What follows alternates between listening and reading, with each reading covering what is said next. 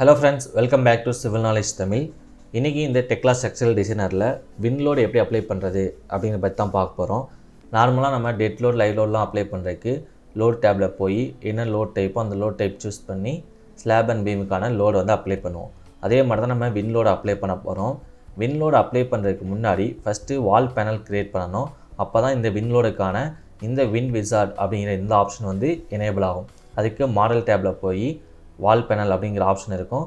அதை யூஸ் பண்ணி நம்ம வால் பேனல் வந்து கிரியேட் பண்ண போகிறோம்.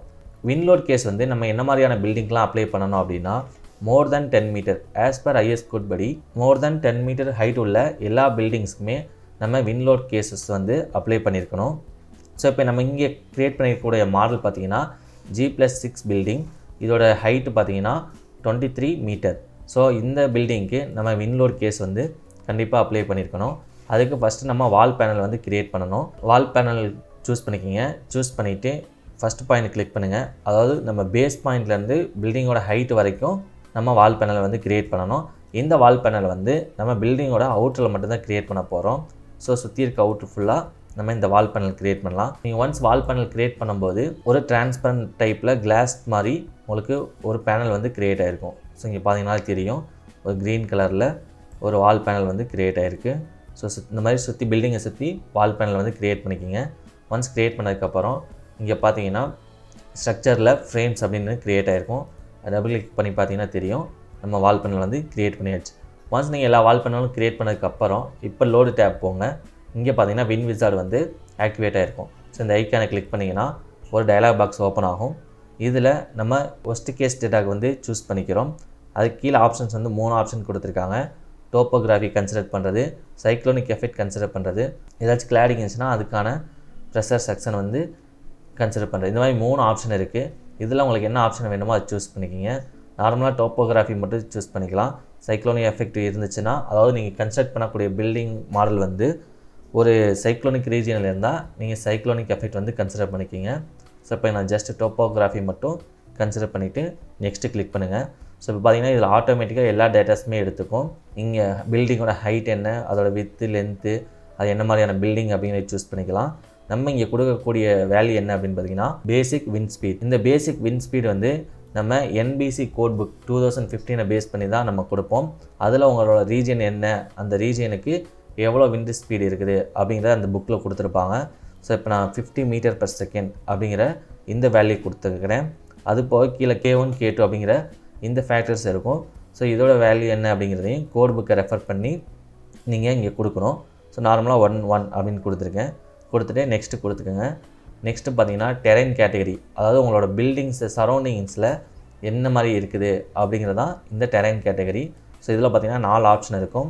எக்ஸ்போஸ் டு ஓப்பன் டெரைன், அதாவது சுற்றி உங்களுக்கு வெட்ட வெளியாக இருக்குது, எதுவுமே இல்லை, அங்கங்கே சின்ன அப்ஸ்ட்ரக்ஷன் மட்டும் இருக்குது அப்படின்னா எக்ஸ்போஸ் டு ஓப்பன் டெரைன் அப்படின்னு கொடுக்கணும். அடுத்து பார்த்தீங்கன்னா ஓப்பன் டெரைன் ஸ்கேட்டர்ட் அப்ஸ்ட்ரக்ஷன், அதாவது உங்கள் பில்டிங்க்கு பக்கத்தில் இல்லாமல் கொஞ்சம் தள்ளி பில்டிங்ஸ் இருக்குது அப்படின்னா நீங்கள் ஓப்பன் டெரைன் கொடுத்துக்கலாம். Terrain with numerous closely spaced obstruction, அதாவது நம்ம சிட்டிக்குள்ளேலாம் பார்த்தீங்கன்னா பக்கத்துலேயே பில்டிங் இருக்கும். ஸோ அந்த மாதிரி ஏரியாவில் நீங்கள் கன்ஸ்ட்ரக்ட் பண்ணுறீங்கன்னா இந்த ஆப்ஷனை சூஸ் பண்ணிக்கிங்க. 4வது ஆப்ஷன் பார்த்தீங்கன்னா ஹை ரைஸ் பில்டிங்கை நம்மளை சுற்றி இருக்கும்போது நீங்கள் இந்த ஆப்ஷனை சூஸ் பண்ணணும். ஸோ இப்போ நான் வந்து ஒரு சிட்டிக்குள்ளே இருக்க என்விரான்மெண்ட்டுக்கு சூஸ் பண்ணிக்கிறேன். Terrain with numerous closely spaced obstruction அப்படிங்கிறத சூஸ் பண்ணிக்கிங்க. அது எவ்வளோ டிஸ்டன்ஸ்லேருந்து ஃபெச் பண்ணணும் அப்படின்னு கேட்கும். நான் ஜஸ்ட் ஒரு 3 மீட்டர் அப்படின்னு கொடுத்துக்கிறேன். கொடுத்துட்டு நெக்ஸ்ட்டு கிளிக் பண்ணுங்கள்.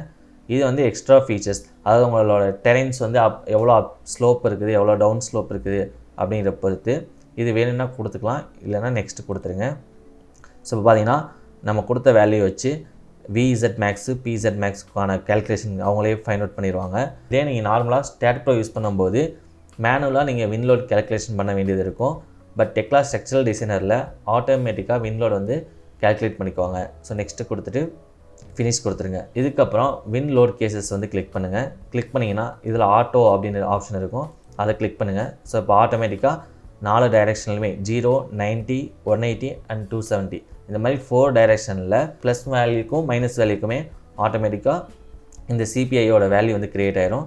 அதுக்கப்புறம் ஓகே கொடுத்துருங்க. ஸோ இதுக்கப்புறம் நீங்கள் இதோட நெட் ப்ரெஷர் செக் பண்ணணும் அப்படின்னா இந்த டேபுக்கு ரைட் கிளிக் பண்ணிங்கன்னா விண்ட் வியூ அப்படின்னு ஒரு ஆப்ஷன் இருக்கும்.